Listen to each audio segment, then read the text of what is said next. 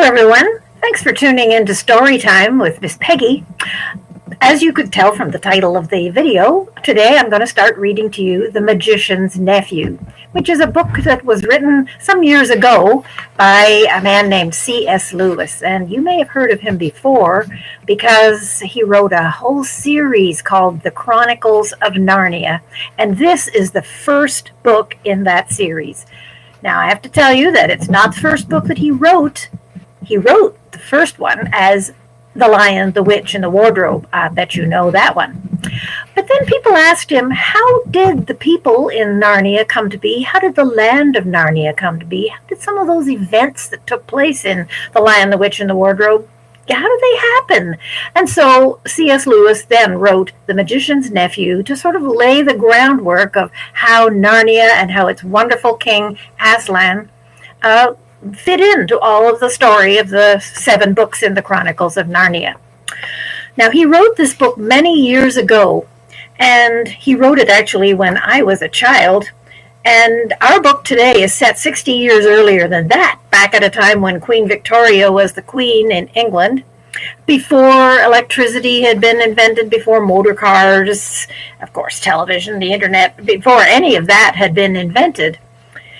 And London is the story of is the setting for where our story takes place. So in the early pages of the book, we're introduced to some of the main characters and where they lived, and you'll excuse me if I stop to explain what some of the words mean, because things are often called by different names over there in England. Now, I have a beautiful set of the Chronicles of Narnia. Let me hold it up so that you can see it. And can you see that the very first book, number 1, is The Magician's Nephew? Can you see it there? I sure hope so. So let me pull it out and we'll start reading. All right, The Magician's Nephew, Chapter 1.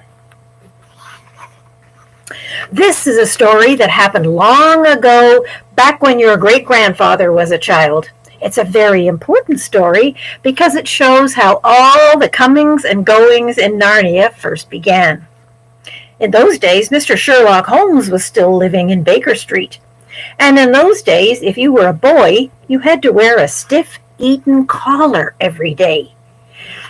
Let me stop right there and show you what in the world C.S. Lewis is talking about. What is an Eton collar, you might wonder? Here's a picture of one.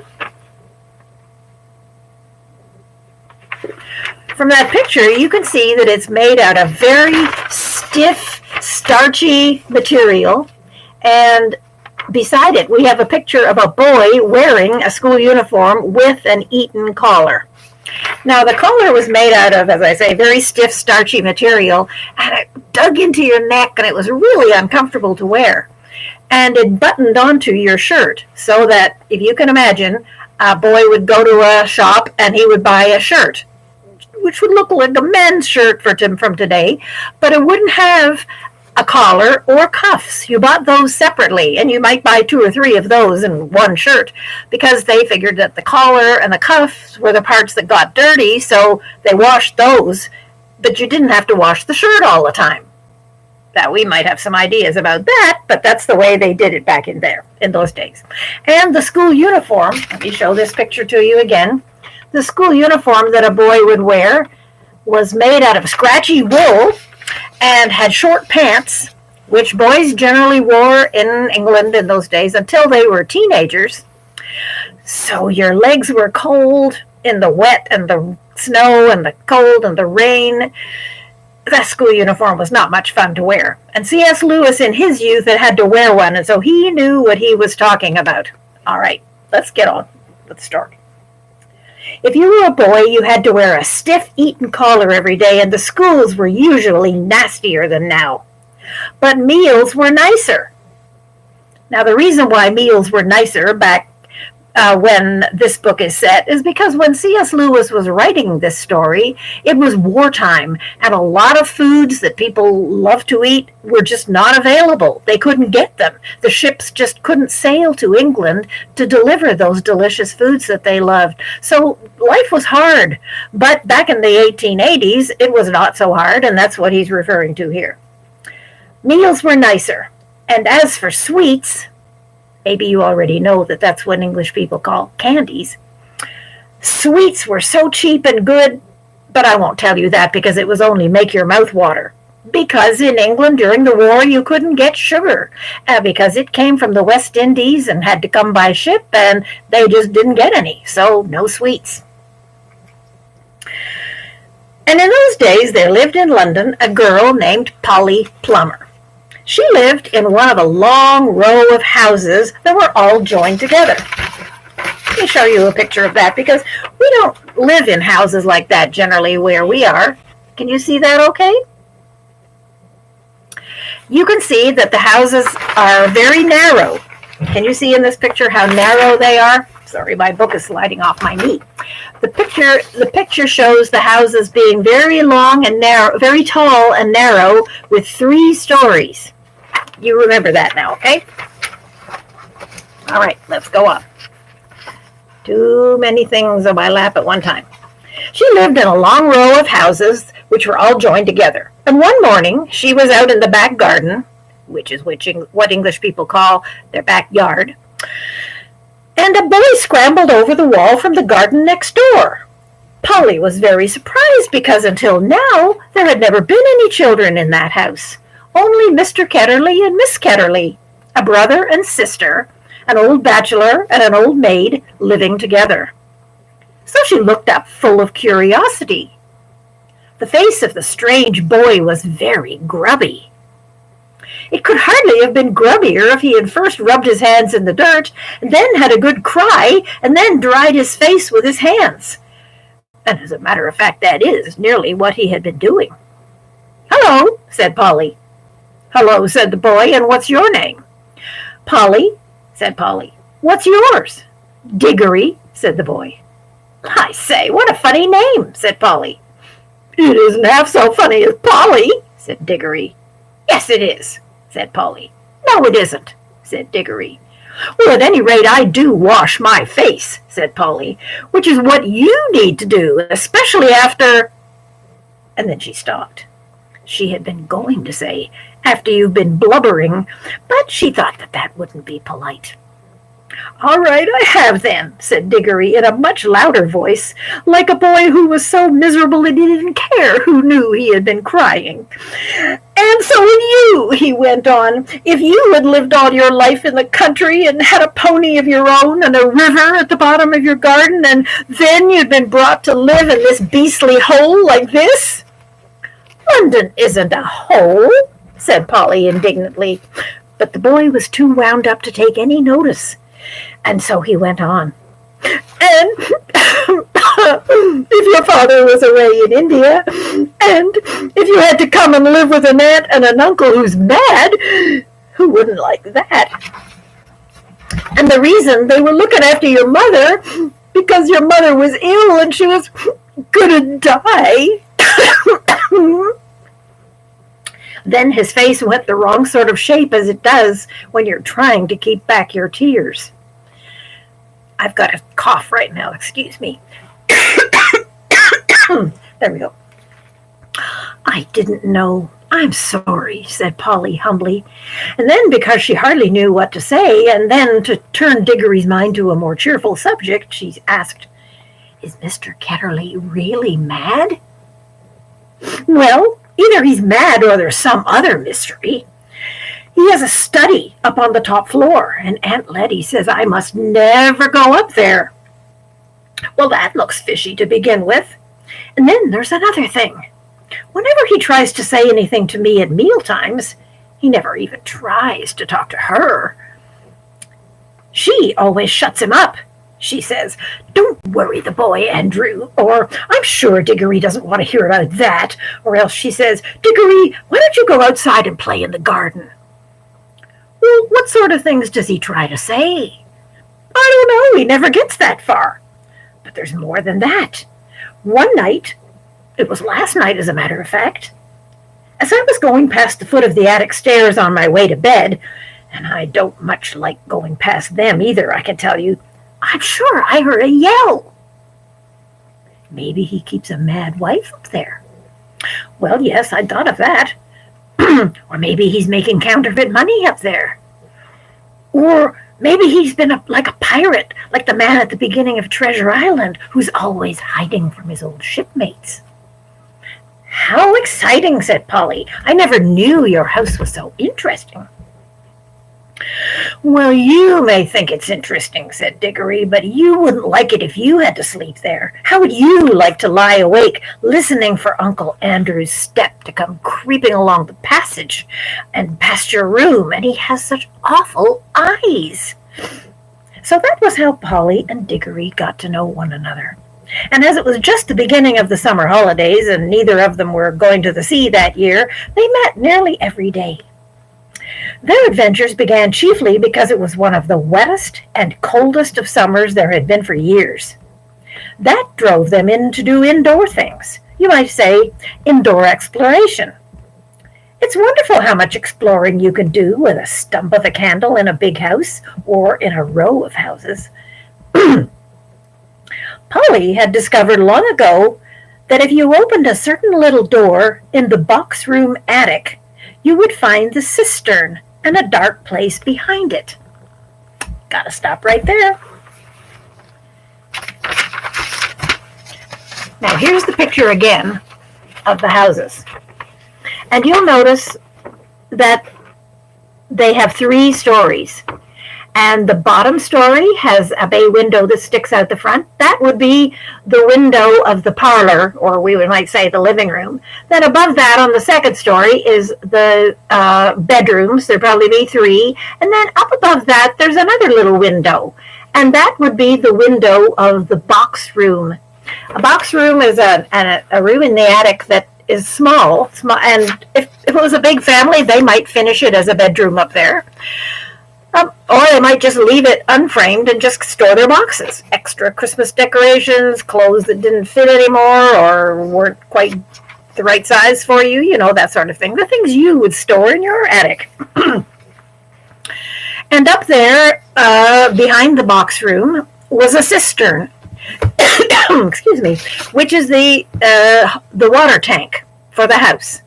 And our water tanks usually aren't in the attic, but back then they were, and the pump would pump it up there, the water, and then gravity would pull the water down to the toilet and down to the taps, and that's just the way it worked. So if you can imagine, it was a great big square metal box up there with pipes going in and pipes coming out, and it was behind the box room. Okay, and in the box room was a little door, and when you opened the door, you were in the unfinished part of the attic proper.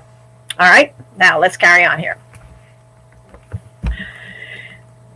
So if you opened a certain little door in the box room attic of her house, you would find the cistern and a dark place behind it into which you could get by a little careful climbing. The dark place was like a long tunnel with a brick wall on one side and the sloping roof on the other. In the roof, there were little chunks of light between the slates.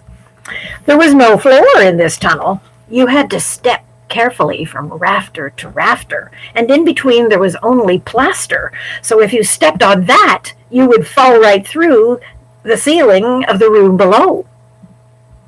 Polly had used that bit of the tunnel just beside the cistern as a smuggler's cave. She had brought up bits of old cardboard boxes and the seats of broken kitchen chairs and things of that sort and spread them across from rafter to rafter to make a bit of a floor. Here she kept a cash box containing various treasures and a story she was writing, and usually a few apples. She had often drunk a quiet bottle of ginger ale in there. The old bottles made it look more like a smuggler's cave. Digory quite liked the cave. She wouldn't let him see the story, but he was more interested in exploring. "Look here," he said, "how long does this tunnel go on for? I mean, does it stop where your house ends?" "No," said Polly, "the walls don't go up to the roof. It goes on, but I don't know how far." "Then we could go down the length of the whole row of houses?" "So we could," said Polly. "And oh, I say." "What?" "We could get into the other houses." "Yes, and be taken up for burglars. No, thanks." "Oh, don't be so jolly clever. I was thinking of the house beyond yours." "What about it?" Well, it's the empty one. Daddy says it's always been empty since we came here. Oh, well, I suppose we ought to have a look at it then, said Digory. He was a good deal more excited than you would have thought from the way he spoke, for of course he was thinking, just like you might have been thinking, of all the reasons why the house had been empty that long. So was Polly. Neither of them said the word haunted, but both felt that once the thing had been suggested, it would be feeble not to do it. Shall we go try it now, said Digory. All right, said Polly. Well, don't if you'd rather not, said Digory. I'm game if you are, she said. Well, how are we to know when we're in the next house but one? So they decided that they would have to go out into the box room and walk across it, taking steps as long as the steps from one rafter to the next. That would give them an idea of how many rafters went to a room. And then they would have to allow 4 more steps for the little hallway between the 2 rooms in Polly's attic. There was a maid's room back behind the box room. So they would count the same number of steps for the maid's room, and that would give them the length of her house. And when they had done that twice, they would be at the end of Digory's house, and any door they came to after that would let them into an attic of the empty house. But I don't expect it's really empty at all, said Digory. Well, what do you expect? I expect somebody lives there in secret, only coming in and out at night with a dark lantern. We shall probably discover a gang of desperate criminals and probably get a reward. It's all rot to say that a house would be empty all these years unless there was some mystery. Daddy thought it must be the drains, said Polly. Oh, pooh, grown-ups are always thinking of uninteresting explanations, said Digory. Now that they were talking by daylight in the box room instead of by candlelight in the smuggler's cave, it seemed much less likely that the empty house would be haunted. When they had measured the attic, they had to get a pencil and do a sum. They both got different answers to it at first, and even when they agreed, I'm not sure that they got it right. They were in such a hurry to start the exploration. We mustn't make a sound, said Polly, as they climbed in again behind the cistern. Because it was such an important occasion, they took a candle each. Polly had a good store of these in her cave. It was very dark and dusty and drafty as they stepped from rafter to rafter without a word, except when they whispered to one another, "We're opposite your attic now," or "This must be halfway through our house." And neither of them stumbled, and the candles didn't go out, and at last they came to where they could see a little door in the brick wall on their right. There was no bolt or handle on this side of it, of course, for the door had been made for getting in, not getting out. But there was a catch, as there often is on the inside of a cabinet door, which they felt sure that they would be able to turn. "Shall I?" said Digory. "I'm game if you are," said Polly, just as she had before. Both of them felt that it was becoming very serious, but neither of them would draw back. Digory pushed the catch with some difficulty, and the door swung open, and the sudden daylight made them blink.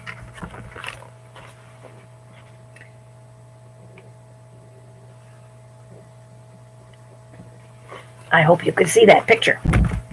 With a great shock, they saw that they were looking not into a deserted attic, but into a furnished room. But it seemed empty enough. It was dead silent. Polly's curiosity got the better of her. She blew out her candle and stepped into the strange room, making no more noise than a mouse. It was shaped, of course, like an attic room, but furnished as a sitting room. Every bit of the walls was lined with shelves, and every bit of the shelves was full of books. A fire was burning in the fireplace. You remember that it was a very cold, wet summer that year. And in front of the fireplace, with its back toward them, was a high-backed armchair. Between the chair and Polly, and filling most of the middle of the room, was a table piled with all sorts of things. Printed books, books that you write in, pens, bottles of ink, sealing wax, and a microscope. But what she noticed first was a bright red wooden tray with a number of rings on it. They were in pairs, a yellow one and a green one together. then a little space, and then another yellow one and another green one. They were no bigger than ordinary rings, and one couldn't help noticing them because they were so bright. They were the most beautiful, shiny little things you can imagine. If Polly had been a little younger, she would have wanted to put one in her mouth. The room was so quiet that you noticed the ticking of the clock at once. And yet now, as she found, it was not absolutely quiet either. There was a very very faint humming sound. If vacuum cleaners had been invented in those days, Polly would have thought it was the sound of a vacuum cleaner being worked a long way off, several rooms away and several floors below. But it was a nicer sound than that, a more musical tone, only so faint you could hardly hear it. "It's all right, there's no one here," said Polly over her shoulder to Digory. She wasn't speaking in a whisper now, and Digory came out blinking and looking extremely dirty, as indeed Polly was too. "This is no good," he said. "This is not an empty house at all. We'd better leave before anyone comes." "What do you think those are?" said Polly, pointing at the colored rings. "Oh, come on," said Digory, "the sooner—" But he never finished what he was going to say, for at that moment something happened. The high-backed chair in front of the fireplace suddenly moved, and there rose out of it, like a pantomime demon coming up out of a trapdoor, the alarming form of Uncle Andrew. They were not in the empty house at all. They were in Digory's house and in the forbidden study. Both children said, "Home!" and realized their terrible mistake. They felt that they ought to have known all along that they hadn't gone nearly far enough. Uncle Andrew was tall and very thin. He had a long, clean-shaven face and a sharply pointed nose, extremely bright eyes, and a great tousled mop of gray hair. Digory was quite speechless, for Uncle Andrew looked 1,000 times more frightening than he had ever looked before. Polly was not so frightened yet, but she soon was, for the very first thing that Uncle Andrew did was to walk across to the door of the room and turn the key in the lock. Then he turned around and fixed the children with his bright eyes and smiled, showing all his teeth. "There," he said, "now my fool of a sister can't get at you." It was dreadfully unlike anything a grown-up would be expected to do. Polly's heart came into her mouth, and she and Digory started backing toward the little door they had come in by. But Uncle Andrew was too quick for them. He got behind them and shut that door too and stood in front of it. And then he rubbed his hands and made his knuckles crack. He had very long, beautiful white fingers. "I'm delighted to see you," he said. "Two children are just what I wanted." "Please, Mr. Kennerly," said Polly, "it's nearly dinner time and I've got to go home. Would you let us out, please?" "Not just yet," said Uncle Andrew. "This is too good an opportunity to miss. I wanted to, children. You see, I'm in the middle of a great experiment. I've tried it on a guinea pig, and it seemed to work, but a guinea pig can't tell you anything. And you can't explain to it how to come back." "Look here, Uncle Andrew," said Digory, "it really is dinner time, and they'll be looking for us in a moment. You must let us out." "Must?" said Uncle Andrew.